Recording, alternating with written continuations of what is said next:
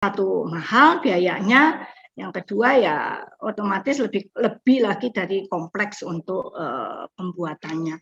Ada di situ saja sih. Sisa lainnya dia mengakomodir kedua keunggulan dari tipe rotary dan fixed wing ini tadi. Berarti lebih banyak keunggulannya ya Bu ya daripada kelemahan. Harusnya begitu ya, harusnya sih begitu karena mau nggak mau sih dia. Cuman ya mungkin karena bobotnya dia membawa bobot, boleh dibilangkan bobot antara fixed wing dengan rotary wing itu kan jauh lebih berat yang fixed wing, sehingga dia harus perhitungan baling-baling yang dibuat itu harus mampu membawa bobot maksimumnya dia ke atas, dalam arti kesemuanya untuk terbang, seperti itu. Perhitungannya akan lebih kompleks saja sih. Tapi kalau keuntungannya dia punya kombinasi dari dua keuntungan tersebut. Ya. Seperti itu. Terima kasih Bu. Mungkin ini satu lagi pertanyaan dari peserta, saya bacakan ya Bu ya. Bagaimana menyiasati adanya perubahan tekanan angin atau aliran angin pada saat UAV sudah berada di atas yang berpotensi membahayakan UAV? Apakah ada sistem kendali atau sistem alarm sehingga UAV akan melakukan pendaratan darurat? Oh, kalau sistem kendalinya ada, itu nanti semuanya akan ada sistem kendali, baik secara aerodinamis maupun secara elektroniknya, secara kontrolnya ada memang. Cuma yang satu ya tidak bisa terlalu ekstrim, di mana akan ada seperti yang tadi disampaikan Pak Samsul Hadi, bahwa kalau misalnya anginnya pada kecepatan yang sampai angin badai seperti itu, nah itu sudah fatal itu sebetulnya. Tapi selama perbedaan tersebut pasti ada lah perbedaannya, itu masih bisa dikontrol oleh kita, harus ada memasukkan sistem kontrol di situ, dan secara aerodinamisnya pun juga harus sudah bisa sudah ada hasil perhitungan bahwa itu dinyatakan safe gitu, aman. Makanya perlu perhitungan secara numerik itu tadi, nggak bisa secara analitik dan teoritis saja. Mungkin itu yang bisa saya sampaikan. Terima kasih Ibu, sangat luar biasa sekali. Terima kasih. Semoga menambah pengetahuan kita di dunia kedirgantaraan, khususnya mengenai UAV dan drone ini. Ya, dan kebanyakan memang ada di mesin loh. Mesin ini kan basic dari penerbangan itu kan turunan dari ilmu-ilmu mesin, teknik mesin. Jadi harapannya sih bisa disampaikan di sini. Jadi dari teman-teman semua dari teknik mesin itu punya punya wawasan atau punya niat untuk punya keinginan untuk mengembangkan juga gitu. Jadi siapa tahu kita nanti bisa berkolaborasi, bisa share ilmu, bisa ini, harapannya sih seperti itu ya. Iya, kolaborasi antar universitas ya, Pak. Kolaborasi antar iya, atau kita sesama ilmuwan, sesama dalam dunia pendidikan, bagus sekali saya rasa bisa kita sharing seperti itu. Kan nanti generasi ke depan itu mau nggak mau ya butuh sudah artificial intelligence sama segala macam, UAV itu pasti akan pakai. Di Arab aja sudah dibuat taksi kan, di kita masa susah untuk mengembangkan begini ya, repot juga ya. Seperti itu. Terima kasih banyak sekali lagi kepada Ibu Dr. Maria dan juga para hadirin semua yang telah menyempatkan waktunya untuk berpartisipasi dalam acara diskusi sesi 1 ini. Terima kasih Bu Maria. Bisa saya tarik kesimpulan dari saya pamit juga, terima kasih. Iya Bu, terima kasih banyak. Terima kasih Pak Samsul, Pak Bambang, Pak. Saya sempat ngajar mekanika fluid dulu ya, Pak. Oh, bernolis kah? Iya Pak. Ya, alhamdulillah bisa sejauh ini, memang senang sekali saya dengar ceritanya. Oke, acara selanjutnya kita akan memasuki sesi diskusi yang kedua, di mana tata acaranya sama, yakni nanti ada pemaparan dari pemateri kedua selama 30 menit, dilanjutkan dengan diskusi dengan moderator selama 15 menit, dan ada diskusi dengan para peserta selama kurang lebih 15 menit. Baik, para hadirin semua, di acara diskusi sesi 2 ini bertemakan energi. Seperti yang kita ketahui, Indonesia merupakan negara yang terletak di Khatulistiwa yang tentunya mempunyai energi yang melimpah, meliputi energi fosil dan non-fosil. Namun, menurut data penelitian, sebagian besar atau 95% energi di negeri kita berasal dari energi fosil. Tingkat ketergantungan pada energi fosil tersebut memicu adanya krisis energi. Belum lagi dampak yang ditimbulkan dari energi fosil dapat merusak lingkungan atau kurang ramah lingkungan. Nah, oleh karena itu dibutuhkan suatu energi terbarukan untuk menggantikan energi fosil tersebut. Nah, hal tersebut akan dibahas oleh pemateri kedua kita, yakni Profesor Bambang Irawan MT. Beliau adalah guru besar pertama di Politeknik Negeri Malang dan di jurusan Teknik Mesin. Kepada Profesor Bambang, kami persilahkan.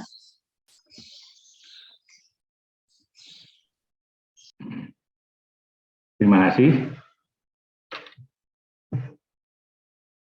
Sudah terdengar? Sudah, Bapak. Oke. Sudah, Pak. Assalamualaikum warahmatullahi wabarakatuh. Selamat siang, selamat sejahtera untuk kita semuanya. Ya. Izin untuk share ya, sebentar ya.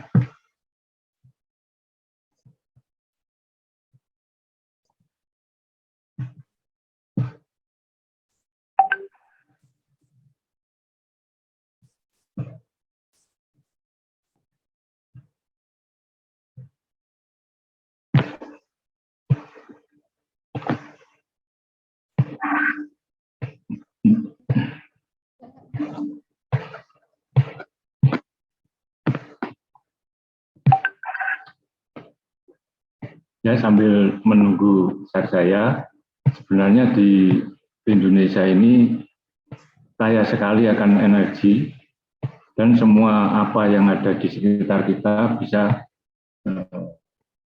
dipakai untuk sumber energi.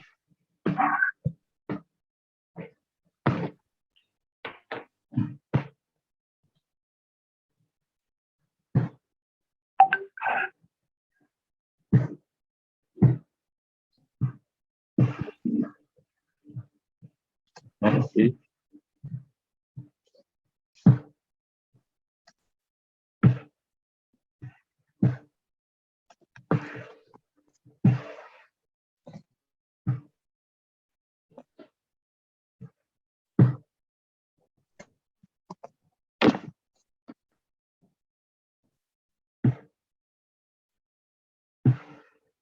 Apa sudah terlihat?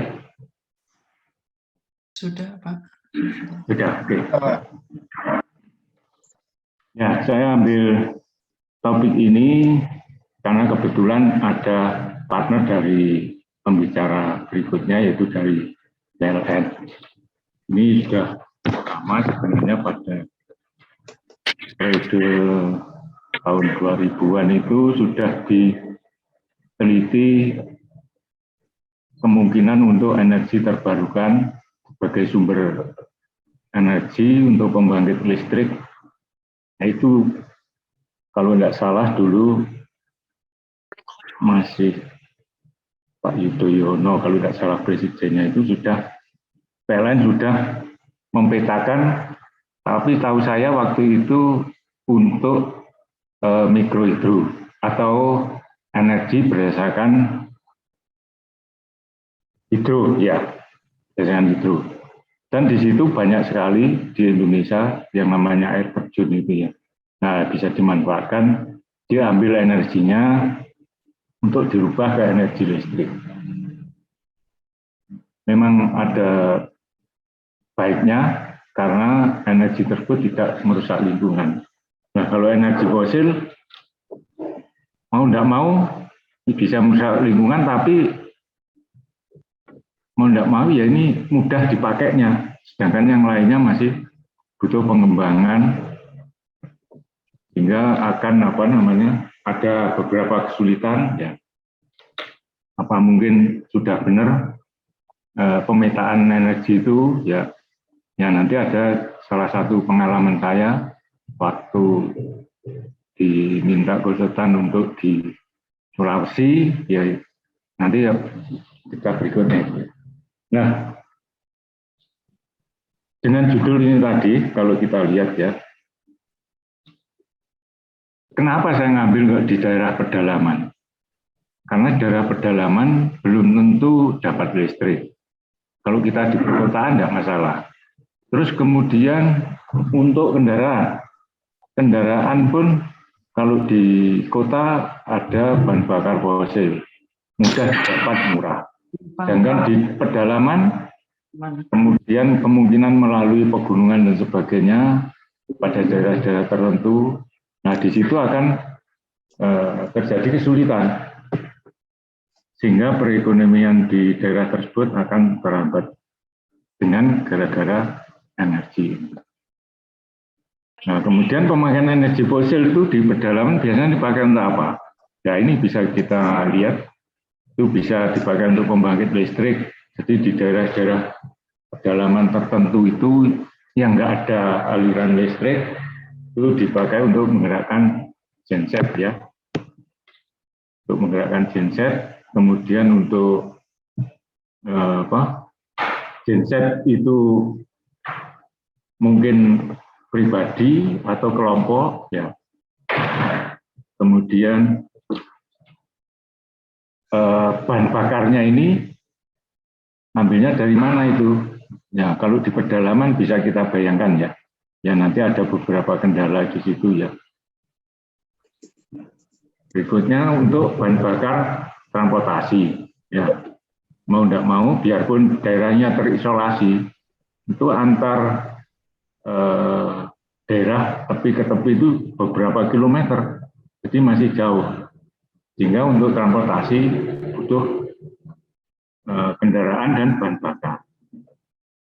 Terus juga untuk industri kecil, ya contohnya dipakai untuk penggilingan, pemotongan kayu dan sebagainya ya, penggilingan pertanian, batu dan sebagainya. Ya itu memakai energi fosil yang mudah sekarang.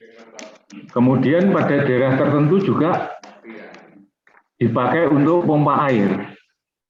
Jadi menggerakkan generator kecil gitu, kemudian listriknya disambungkan ke pompanya. Nah, ini pada daerah yang kering-kering ya. Contoh seperti itu. Nah, betapa mahalnya bahan bakar ini.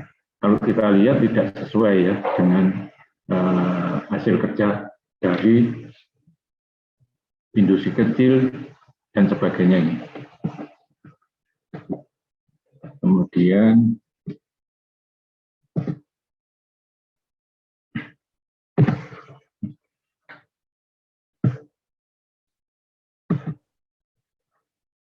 ya, kendala pengangkutan bahan bakar fosil. Ini bisa kita lihat ya. Kalau di kota ya pakai mobil truk tangki itu mudah sekali, terjangkaunya juga mudah. Ini bisa kita bayangkan gimana kalau di daerah yang terpencil. Jadi mobil aja tidak bisa lewat. Mungkin kalau bisa lewat air masih mudah lah. Kalau air nggak bisa, maka harus lewat udara. Bayangkan berapa biaya untuk mengangkut bahan bakar itu ya. Nah, kita lihat. Nah, transportasi sulit, risiko tinggi dan mahal. Apalagi lewat udara bisa seperti ini ya, sangat fatal. Nah, ini kejadian juga di mengantar bahan bakar ke daerah yang terpencil. Nah, ini gambarnya, ini sambil dari Kompas ya, pengangkutan bahan bakar, pesawat pengangkut bahan bakar ini tergelincir, ini di daerah Kalimantan. Nah, itu